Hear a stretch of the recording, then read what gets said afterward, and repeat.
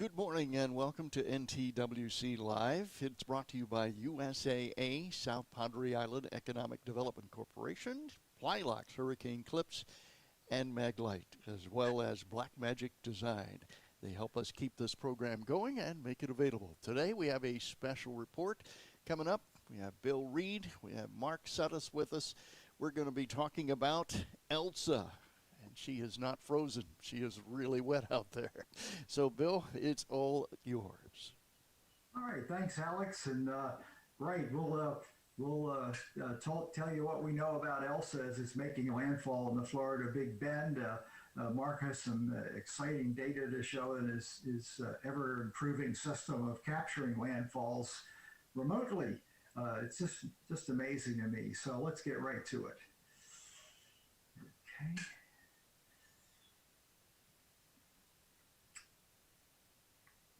Go get to the product I want.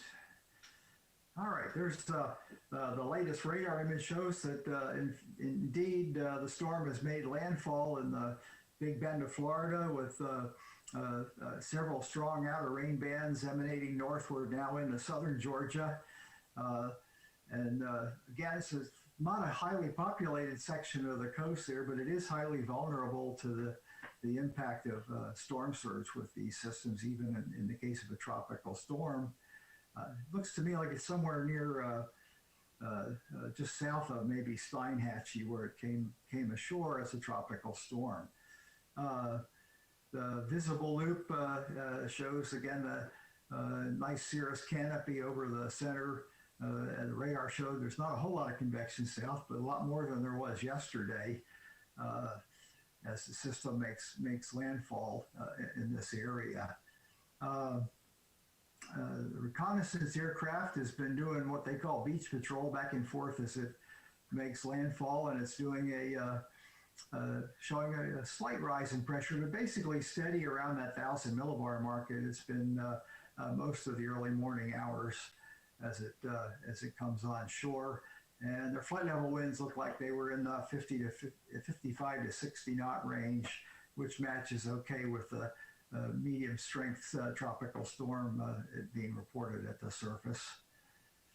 Latest on the surface obs, Cedar Key here has had gusts of 48 miles an hour. Mark will tell us what his stations have been getting in there.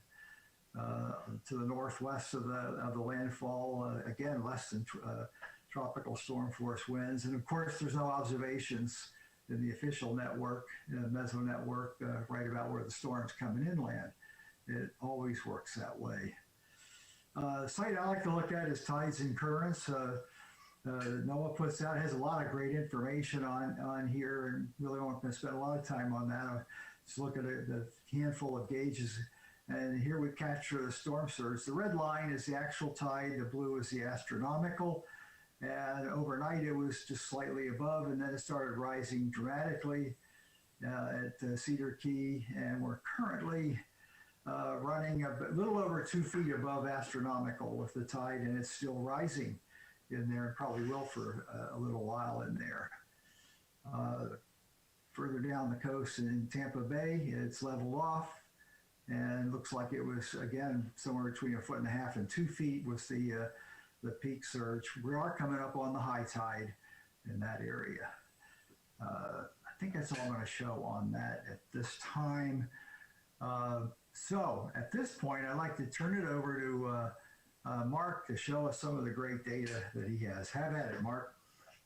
No, thank you. Good to be here. So let me share my screen. We'll get up on the interactive tracking map that we have. So what I do is, just real quick, for those of you that don't know, I run the site hurricanetrack.com, done this for about 25 years professionally, right after college, degree in geography, studied hurricanes as my forte, if you will. And I was an impact guy. I wanted to know about the impacts. And so that's why I did not go into operational meteorology. And so I go out and I set up camera systems and weather stations all over the place to capture the impacts and share them visually. We use video as data, and then we actually capture meteorological data as well. So for the Elsa mission, we came down to Florida. A gentleman named Mike Farrow, who's helping me out, helped to drive me down here and keep me safe. And the team effort makes a big deal. So what do we got? Well, here up in the Big Bend area, one of our camera systems at Horseshoe Beach, as Nest pops up there. This is the storm surge that Bill was referring to. And it has come up pretty significantly here, maybe 2 to 3 feet just since sunrise. And that is that onshore flow pushing that surge bubble up there. And we can see that nicely. The time lapse of this later on will be interesting. Not nearly as bad as what they had in Hermine back in 2016, but it's impactful nonetheless. The other thing that we do is we bring weather stations, and this is what it looks like. This is the actual weather station, and it's clamped to the Highway 24 bridge going out to Cedar Key, and there's a vehicle going by. So this gives us live wind data and pressure data from an R.M. Young anemometer and a Kestrel drop sensor that's inside the yellow Pelican case. And then a similar orange clamp holds the camera box about 20 feet away so that we can see the weather station, make sure nobody messes with it. And it's just neat because you can actually see the wind as it's being measured and the other impacts kind of seeing around it. This is the first time we've ever done this where we had a camera on the weather station, and I really like it. So watch, you can see the wind down here. It's 1 minute average over the last 1 minute is 20 miles per hour on the dot, with a peak 1 minute gust of 27.7, and the air pressure 1010 millibars. It's from a low of only 1008 a few hours ago, so not much of a pressure gradient, as you would imagine, and not much wind because of that. So down in Cedar Key, we had 2 cameras. The bottom one that says missing in action, that's because I put a battery in there that only had half charge, so that's my fault. But the other one up here on the restaurant there, this was made famous during Hermine, when this exact spot, the surge came up about 6 to 7 feet and put a dock right into the camera on live. It was on the Weather Channel live when it happened. I remember that. It was like 1:30 in the morning, and it actually knocked the camera off the pole.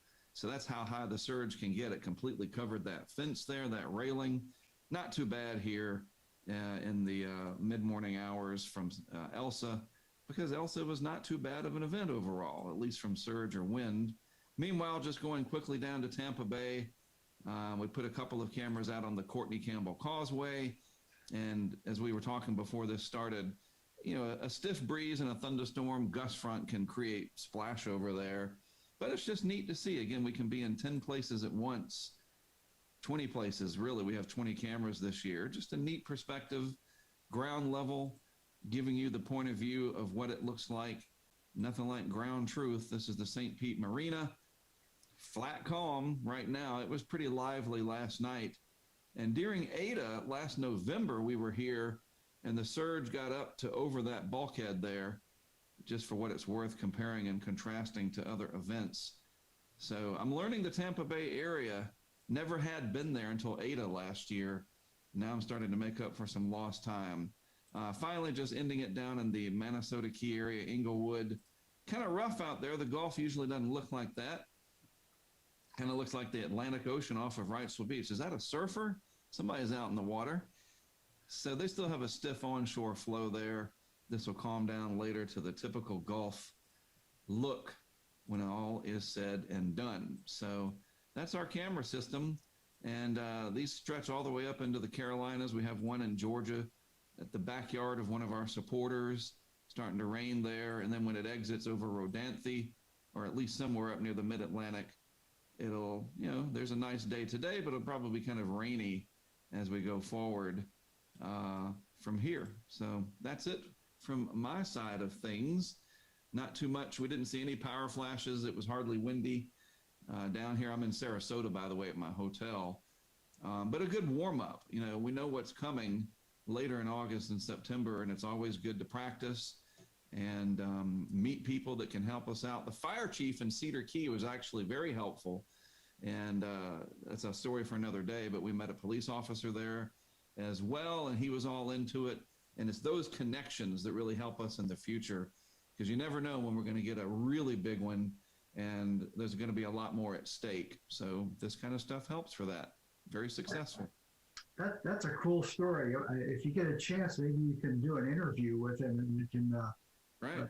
share it on the show to show what you go through to coordinate your entrance and egress from the places that we go. Yeah, That's I'll great. see him tomorrow when we go pick up the equipment. His name is Robert Robinson, the Fire Chief and Emergency Management Director for beautiful, quaint Cedar Key. Yeah, those guys wear many hats in the small towns. Right. Thanks a lot, Mark. I appreciate your good work. Yeah, certainly. I'm going to get ready to check out before they come knocking on my door here at the hotel, but it's great to be back and doing this. And anytime we can do this in the future, I'm looking forward to it. Thanks a lot, you all. Great. Say hi to Stormy for us. Elsa, we'll call her Elsa. You got it. See ya. All right. Now we got a busy spring coming up here. A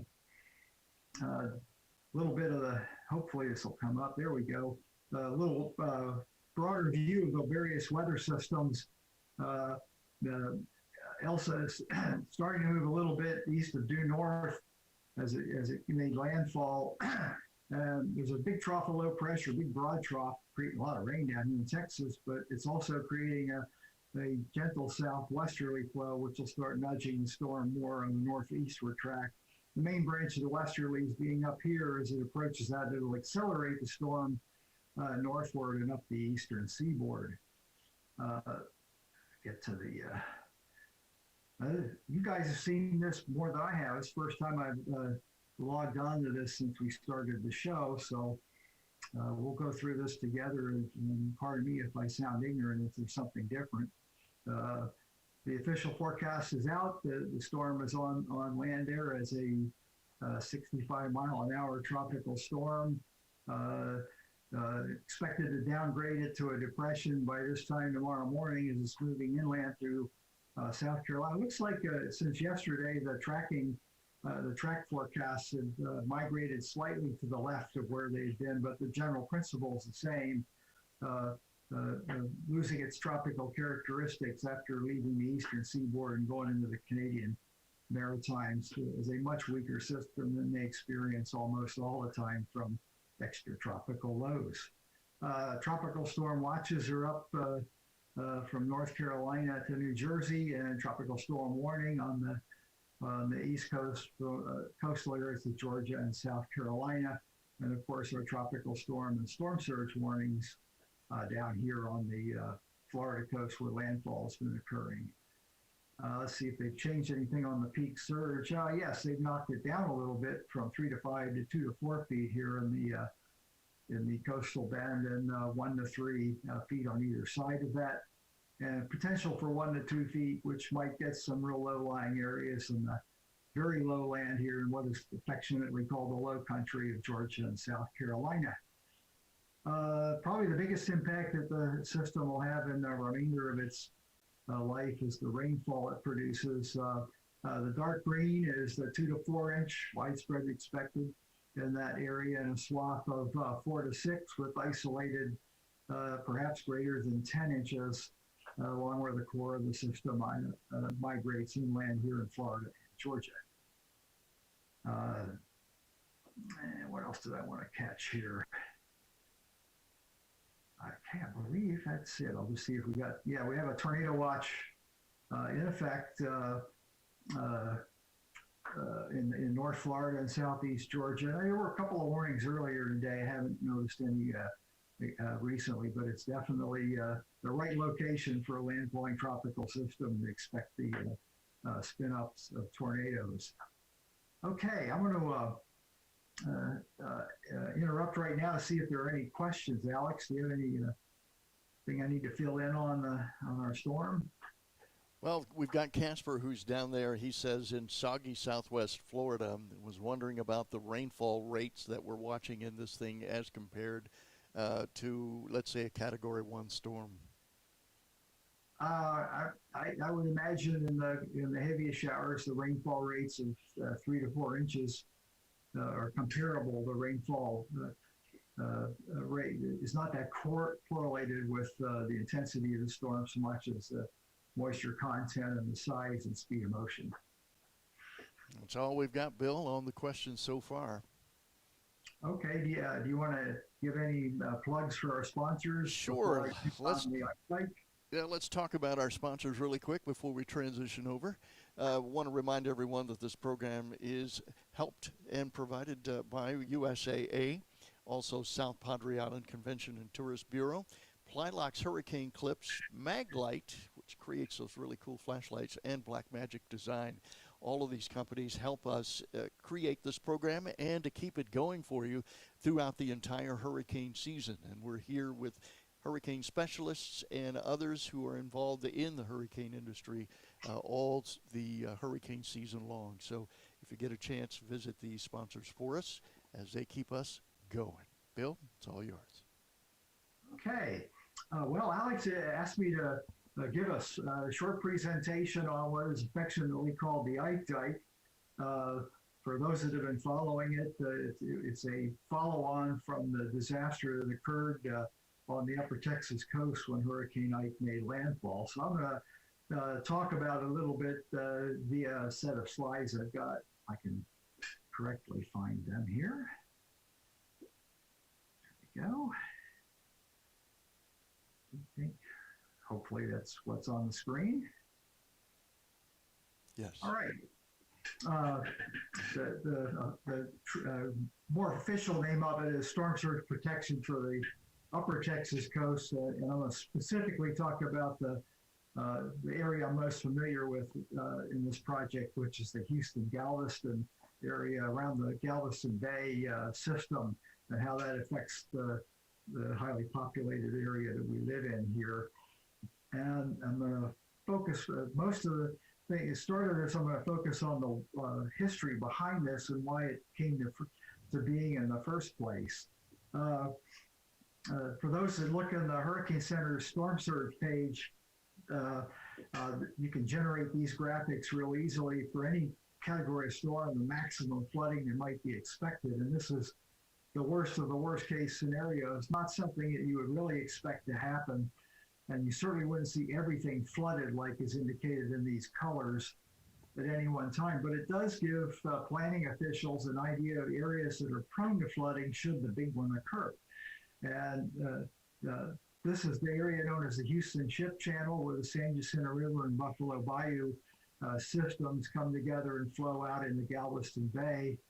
A good chunk of the nation's petrochem refining and processing capability is located along this channel, as well as a major port, the largest along the Gulf Coast.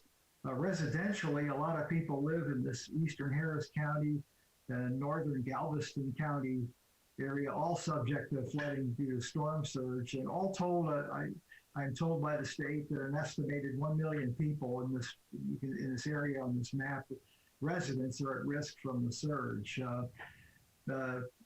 Since Hurricane Rita in 2005, the state's been using, and the locals have been using a 36-hour minimum evacuation clearance time, which sounds like a lot, but given the growth in population that I'll show you in a minute, I'm wondering if it's still legitimate. The people that do the economic impacts on these kind of storms through relatively sophisticated risk programming estimated greater than $100 billion damage losses if a 1900 or 1915 Category 4 hurricane path, which was somewhere down here in the west end of Galveston Island, just west of Houston, pumping the worst surge up into the bay. Used to be numbers I just thought were unbelievable, and then of course we had Harvey, so we know it's believable. Anyway, if that were to happen now, that's the kind of damages you expect. But on top of that, if that kind of surge occurred, it would shut down much of the petrochemical industry in the port of Houston. And they say equal to or greater economic losses from that aspect to be expected. I like this, the greater Houston metropolitan area census data shows just how dramatically this place has grown. 1900 storm, there were less than 100,000 people, according to this data. I moved here in around 1990. There was a little after that, let's say there were 3.5 million. Well, it's doubled since I've lived here, and it's still growing. And unfortunately, a lot of that growth spills over in areas at risk for flooding. And today we're talking storm surge, but it's also the rainwater flooding. And of course, we've put the most critical of our industrial sites in harm's way in areas where storm surge and rainwater flooding are an issue. As I talked about earlier, where the locations are and the importance of the port. The economic data they base some of this on is we're the number one exporting region in the USA, $110 billion a year, based on 2 years ago data. And the regional GDP is $500 billion. And of course, my concern is people safety, and the population is increasing much faster than increasing capacity of roadways for evacuation. The roadways, once you get out of the urban centers, the main evacuation interstates have the same number of lanes now as they had in 1960. There are three storms that, if you talk to locals, that stay in our culture, and people that survived them mostly don't live anymore, obviously, in the 1900 storm, and even Carla, which I'll talk about. But the three that always came to my attention when I worked here was the 1900 storm as the benchmark of all things evil that can happen here in a hurricane. Then Hurricane Carla, there was plenty of storms in between the 1900 storm and Carla that did significant damage here, but the memory of them culturally, where it gets carried on into the future, is not as great as the others I talk about. The 1900 storm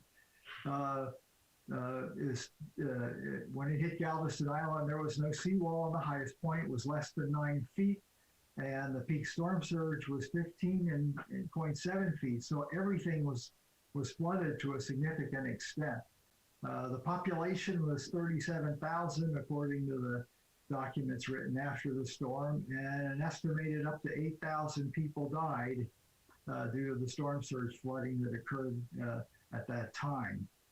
The center made landfall. It came in from the southeast, making a landfall across the west end of Galveston Island near San Luis Pass down here. And this is a rendering of what the storm surge probably looked like using the slosh model and land elevations back in the day. And you'll notice in here, there's not a whole lot of flooding inland along the east side of Harris County, and even not as much as I might have expected in Galveston County. A little bit more on that a little bit later on there. Certainly serious flooding up the ship channel of tides in the 20-foot or greater range at the upper reaches and the upper ends of Trinity Bay, which is this part of Galveston Bay, by that storm standard. It was thought not to be as large as anywhere near as large a storm as, say, Ike was, and that explains why maybe the tidal flooding wasn't any more severe over in the Beaumont Port Arthur area. And this is just a picture of one of thousands that were taken afterwards to show the utter devastation on the Gulf side of the island from the wave action and the storm surge that came in. So post-storm, what did people do? Did they leave the island, which would have been my sensible answer to what we should do about the place? But no, they decided they wanted to live there and make it a big city again. And their mitigation was to build a seawall. They started planning immediately after the 1900 storm, started construction just 2 years later, and completed the initial construction in 1904. I can't imagine a project of this magnitude ever being done in that kind of speed in today's world. Another 3 miles and change were added at various intervals between 1909 and 1963. And a point of reference, the seawall was built to 17 feet above sea level, somewhat higher than the actual measured tide of that. And basically it has served its purpose. It's protected the area from the onslaught of a high-moving surge and the wave action on top of it for every storm since then. Next storm up is Hurricane Carla. This is a radar image from the old Galveston radar, showing this incredible eye and intense rain bands all the way up into the coastline here at Galveston, and it went into Matagorda Bay. It's a very large hurricane. It was probably around the same size as Hurricane Ike. It was a more intense storm, a high-end Category 4 at landfall. The surge in Galveston Bay, even though it was in Galveston, even though the storm was much farther down the coast, was 1 or 2 feet higher than what occurred tonight. It's thought that the surge was somewhat less tonight on the Bolivar. Of course, there was much less property and value exposed in the area subject to storm surge back then, with the population at that time being around 1.25 million. And I remember distinctly, it was either 2004 or 2005 that the State of Texas Office of Emergency Management designed an exercise where they ran the exact parameters of Hurricane Carla inland at the worst possible places to impact the major population areas from the Beaumont-Port Arthur area southward to Brownsville. And wish I still had the pictures of that. I'll have to dig around and see if I can find them. It was pretty stunning what would have happened if Carla had come in on the west end of Galveston Island. It totally flooded the island, even though the seawall was in place. It would not have overtopped the seawall, but the residual surge coming around from the bayside would have been enough to flood the entire island. And 20 to 25 feet would have occurred up the Houston Ship Channel, inundating all of the plants we had in there. It would have definitely been a terrible storm, and it proves that that kind of storm has happened, and it would not take too much imagination to see it happen again. The post-storm mitigation done after Carla was already in the planning books, and there have been some approvals in 1958 to get started on it. Carla put the fire under the feet, and off it went, and we had a hurricane protection system designed for the Texas City Lamarck area.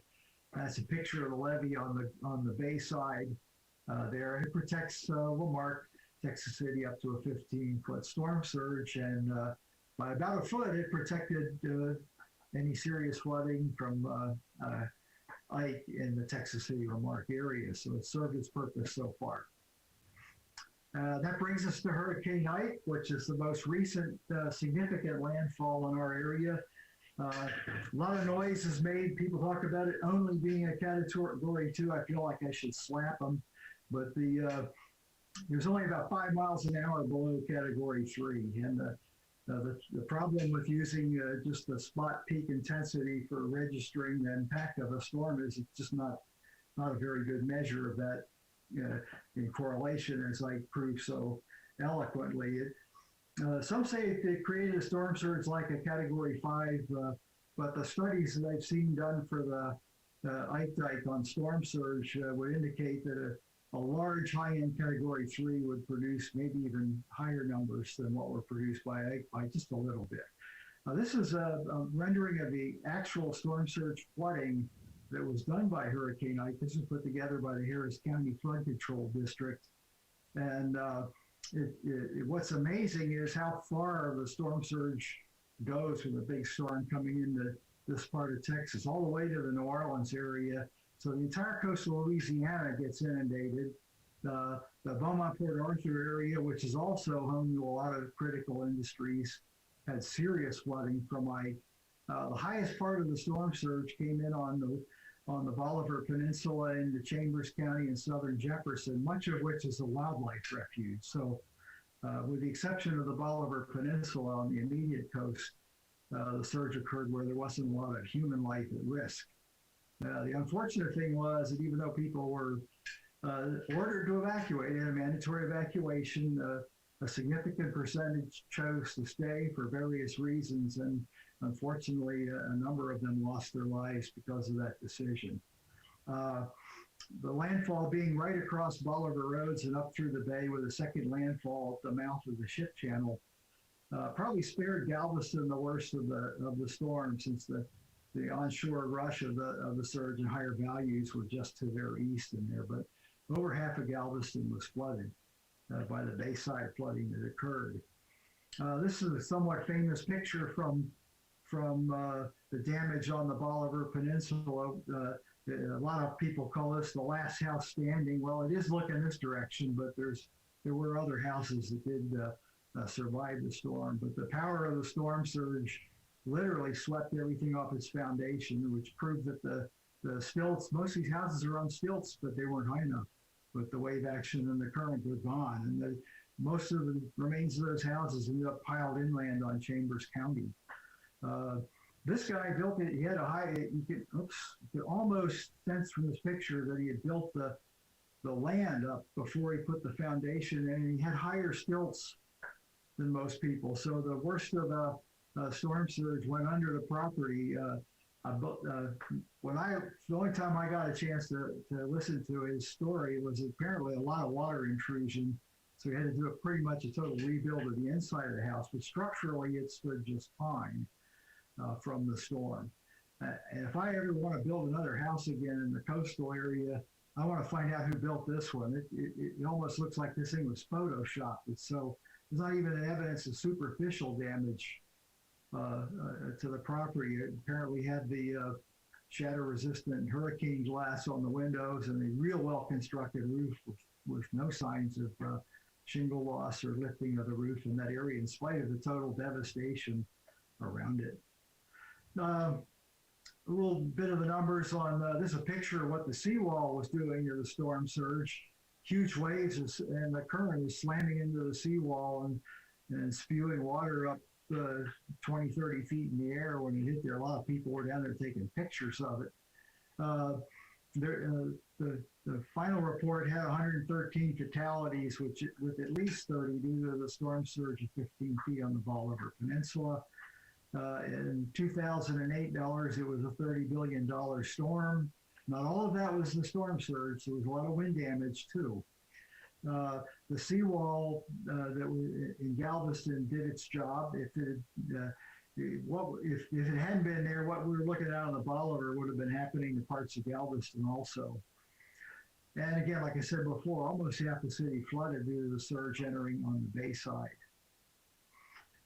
Inland and on the west end, further down the west end of Galveston Island, is a lot of expensive vacation and even permanent properties. Almost all of these are up on stilts, and the surge of about 10 feet or so that occurred down here, for the most part, went under most of these. Maybe the front row had, with the wave action, had some damage, more damage than others from the water in there. And of course, when one catches fire and everything's flooded, there's no way you can get the fire company out there. It's a goner.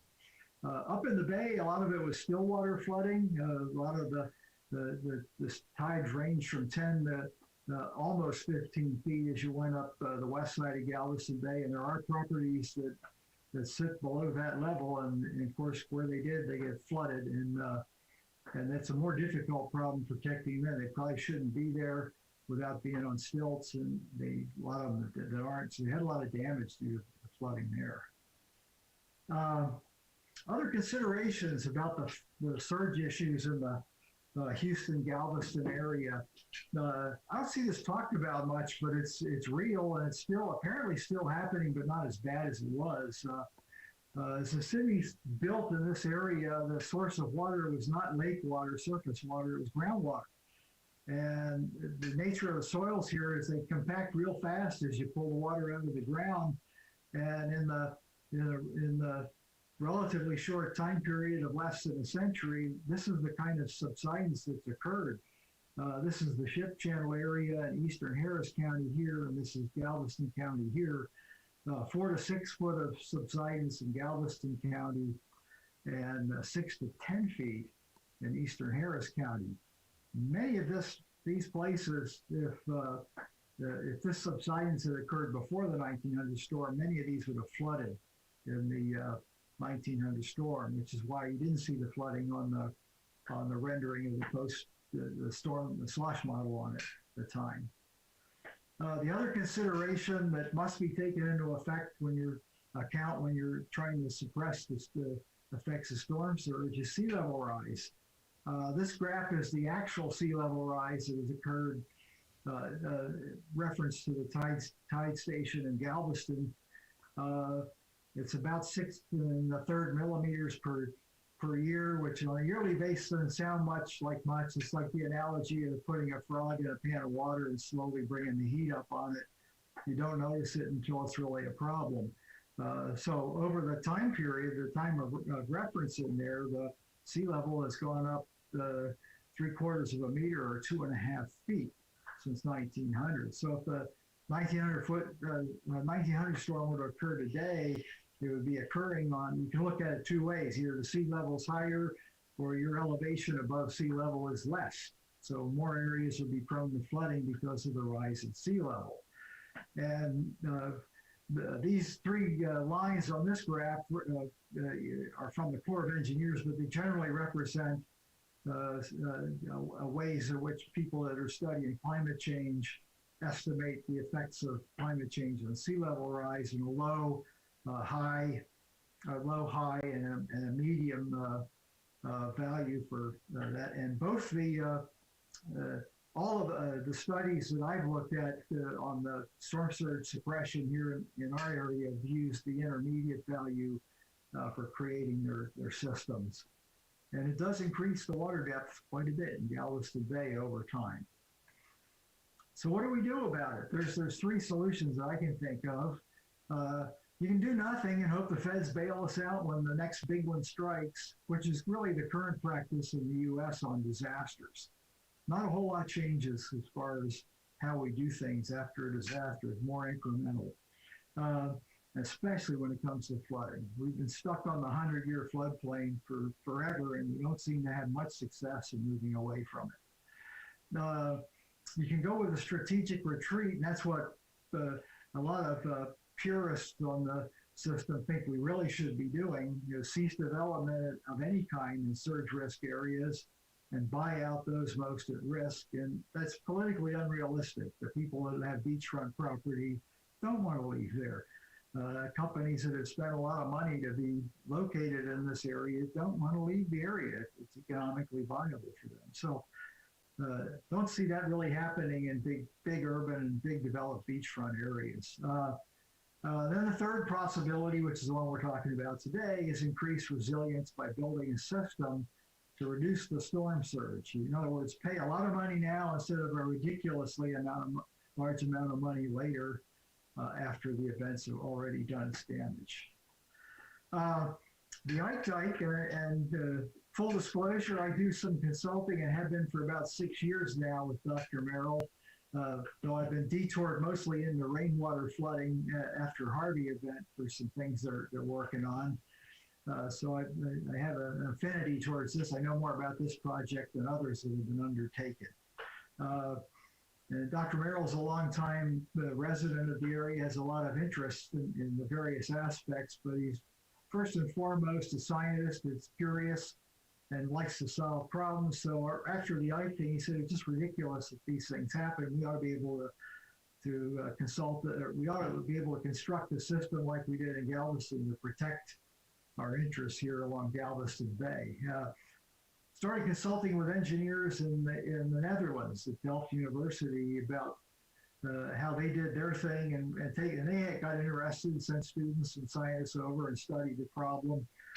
And probably because of their Dutch thing and the name Ike Dike came about, I have to admit I couldn't find anyone that could tell me exactly where the Ike Dike name came from, but it stuck, so that's what we're working with. So over the interval between 2008 and 2018, Merrill and his team at A&M Galveston, along with scientists that do storm surge studies at Jackson State, and the scientists from the Netherlands have been working on this and have come up with a lot of reports and solid proposals of how to proceed. There are other studies that have been done. I'll be talking almost exclusively about the A&M Galveston approach and the U.S. Army Corps of Engineers feasibility study, which is what is actually being planned for. Other studies were done at the Speed Center at Rice University, led by Dr. Phil Bean, who is an expert on flood warning systems and rainwater flooding in the area, but he is an environmental engineer by profession and has had some interesting ideas on the storm surge issues there that are worthy of consideration. And there was also a 6-county Gulf Coast Community Protection and Recovery District set up by the county judges centered around the Galveston Bay area. And they hired consultants that also came up with a plan that interestingly had many similarities to the system designed by Dr. Merrill. The U.S. Army Corps of Engineers deemed that this problem was worthy of study, and so they have conducted what's called a feasibility study, which has to be done before any shovels are turned or a project initiated. There's a lot of reports out there. The one I'm grabbing data from now that I really think anyone interested in how storm surge works in our area should read. It's a large document, but it has many examples and some very good statistics on how to assess the storm surge risk in our area. And it's available on the Ike Dike webpage at A&M Galveston for anyone that wants to read it. I think it's about 500 pages long. The crux of what I was interested in is because of the lack of a large number of storms, you have to go into simulations to come up with meaningful statistics on your risk. And they use a set of storms developed for FEMA, which is good because other people are using it, so the results are very comparable. And they just basically run a whole bunch of tracks and a whole bunch of intensity sizes and whatnot to come up with probabilities, what the values would be for a probable 10-year, 50-year, 100-year, or 500-year storm surge. And these are the tracks and some examples of what are used to come up with that.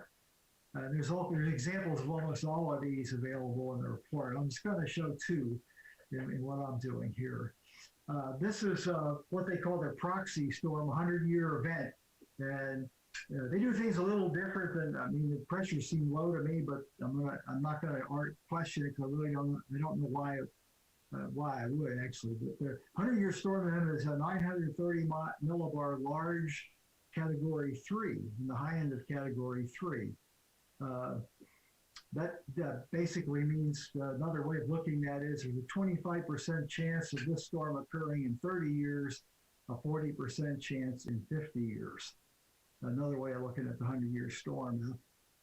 I'm sure it's hard to see these values here. This is the ship channel where the highest surges would occur, and the values are in the 18 to 20 feet range without any dike to protect it in there. The bottom graph on the left is adding in the sea level rise factor for the storm, and the values go up correspondingly.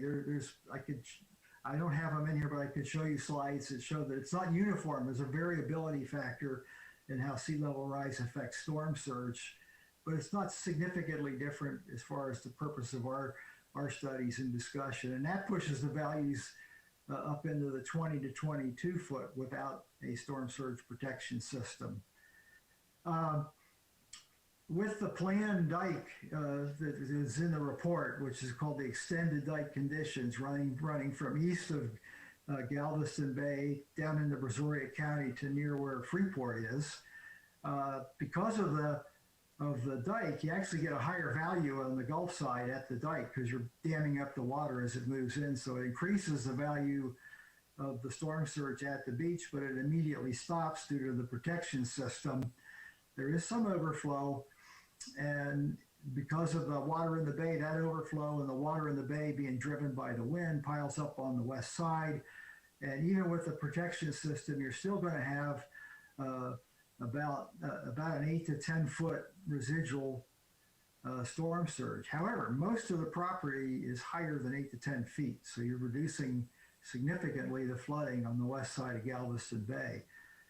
You still have some flooding in Galveston, and it gets even worse with the case with the sea level rise from the spillover water and the residual water in the bay. The bay is going to be higher also, and some of the property on the west side of Galveston is less than 6 feet. You had 3 feet, now they're 3 feet above the water. So it doesn't take much of a tide rise to flood the bay side of Galveston. That's an issue in this project. But then you go to the 500-year storm, which is a 900 millibar large category 4 hurricane in their study. There's a 6% chance of occurrence in 30 years, 10% chance of occurrence in 50 years. So by going to a 500-year storm to decide your risk tolerance in there, you significantly reduce the probability of that occurring. And that's, to me, the biggest problem with a 100-year event is the probabilities are too high of occurrence. Now we get some really high values in the tide. It's in the 20 to 22 foot range in the ship channel area. Total overwash without protection system down on the Bolivar Peninsula and west end of Galveston Island, and even overtopping of the seawall, which is at 17 feet if you get 18 to 20 feet coming in with the surge. Add in the sea level rise, and now the whole upper end of Galveston Bay is above 22 feet. Peak values are over 25 feet, kind of like the Carla example simulated to run in the Galveston, which was a large high-end Category 4 hurricane. The Ike Dike, as designed by A&M, would significantly reduce the amount of flooding, though there would be some residual areas up Dickinson Bayou in here, which is populated in the 12 to 14 foot range, and same in the upper end of Galveston Bay. Most of the critical infrastructure on the ship channel is 15 feet or higher. So it's a pretty good value to protect to. Add in the sea level rise, and you still get good protection out of the proposed Ike Dike, even though you're getting up to 20, I think it was 22.5 feet for a peak value here at the entrance to Galveston Bay and the Bolivar and the east end of Galveston Island, which would cause a significant amount of overtopping of the structures. Now you get large areas in there where the 12 to 14 foot of tide on the west side. Again, a lot of the property is above that. Now, though, I had a house about 3 miles from the bay on the east side of League City. It was at 12 feet, so it would not protect that old house. And then up the ship channel, you start to get some areas where you might overtop the 15-foot barrel, but that's still a pretty good set of protection given what the non-protection would be. So what is this? What does the coastal spine look like? And basically, what you have is 3 aspects to it. You fortify the existing seawall by adding height to it in Galveston proper. You build fortified dunes on the Bolivar Peninsula and West End to protect for the 500-year event. And that would be running along the beachfront side where the dunes currently exist in their plan. And in the original plans, they have a east side protection system and a west side protection system. The east side wraps around to catch the storm surge that would be coming in from the far eastern part of the upper Texas coast. The west side keeps the West Bay from ingesting water between San Luis Pass and Dow Freeport, where there's a levee system already in place. The third factor, and it's probably the most critical one, calculations show that as much as 2/3 of the floodwaters that come in through the Bolivar Road. So building the gates to prevent that water from coming in is the critical part of the structure, and naturally the most expensive part of the structure. So their studies on the economic side of the hazard and the risk show that as much as 95% of the surge flooding that occurred during Hurricane Ike would have been prevented if we'd had this Ike Dike in place. Even in the 500-year storm, 85% of the potential surge flooding would be prevented.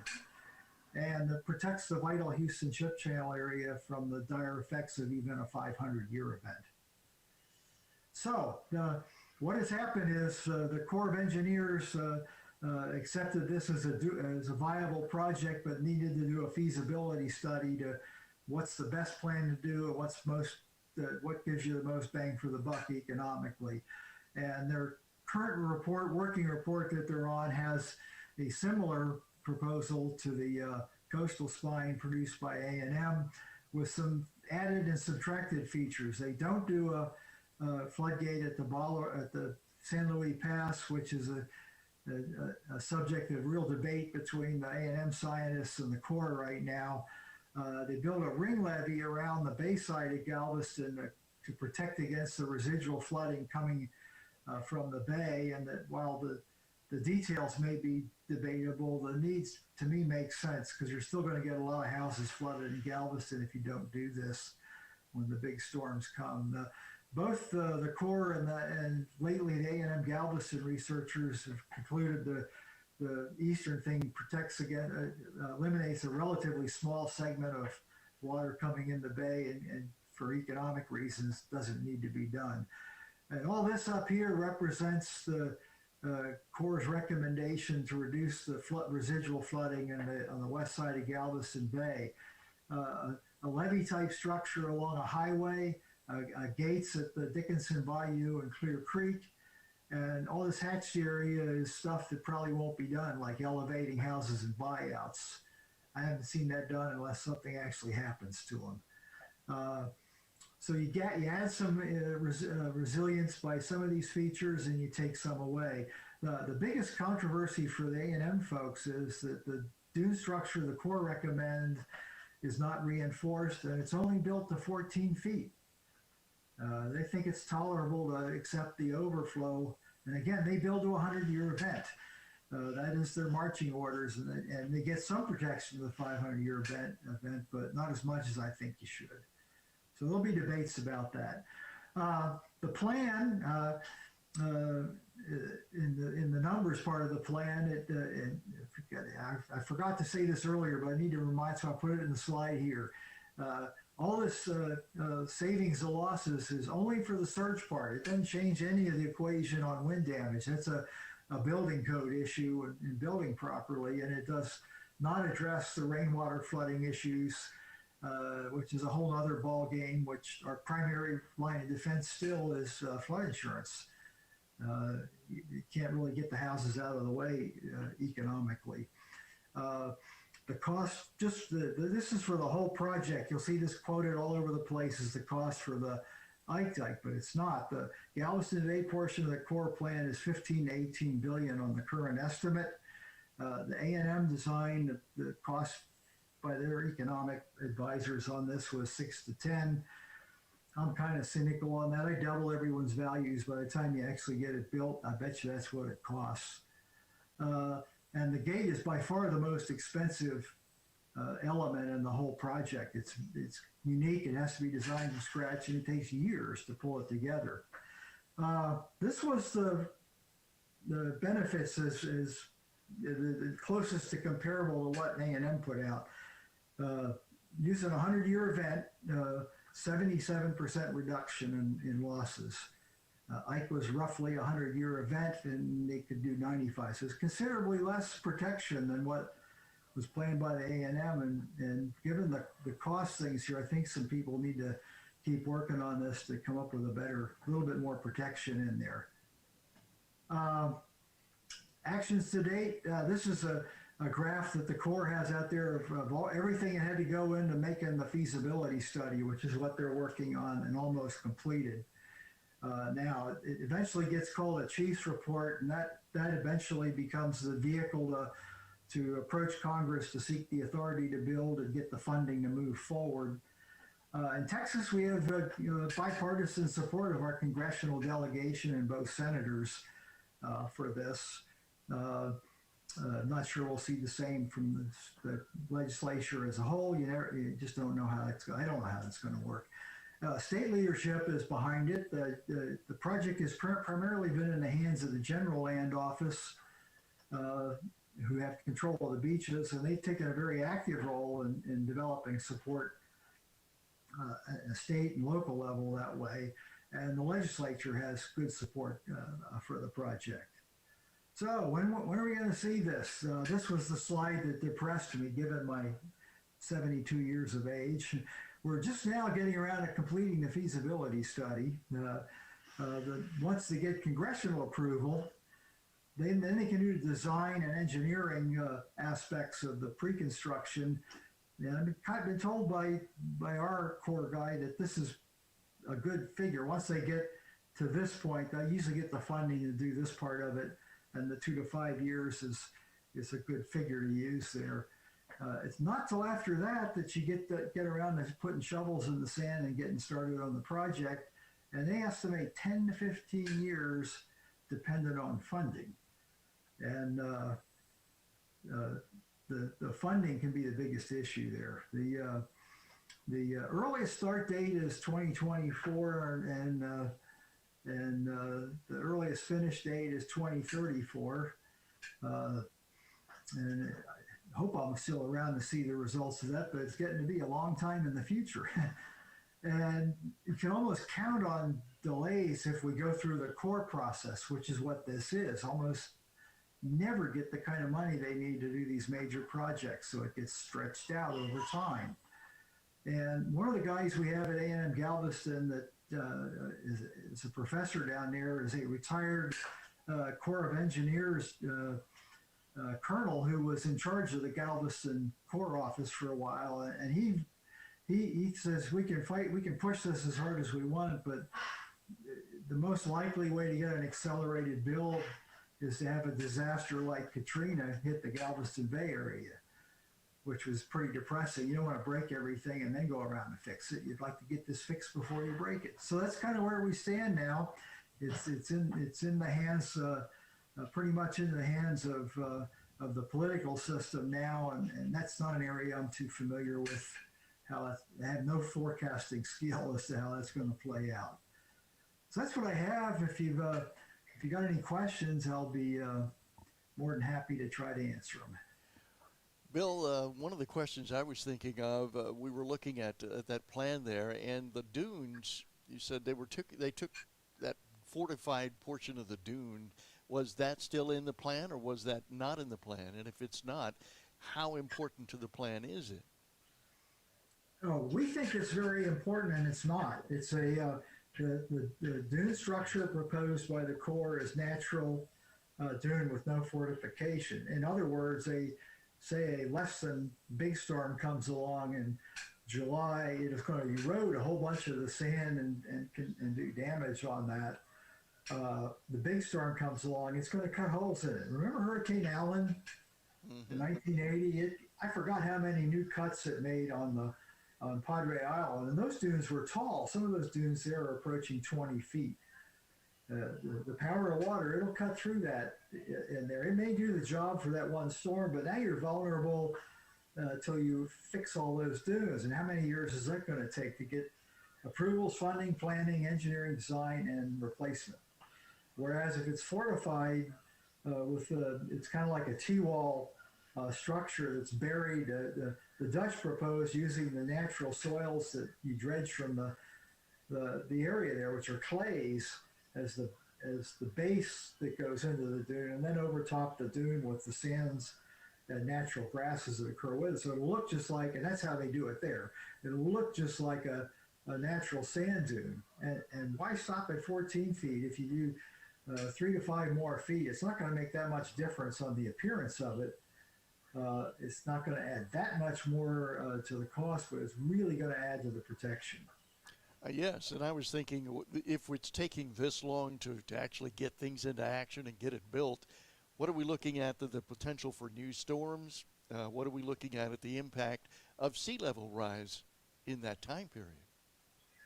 I think I know both plans do take into account the sea level rise as how they're building it.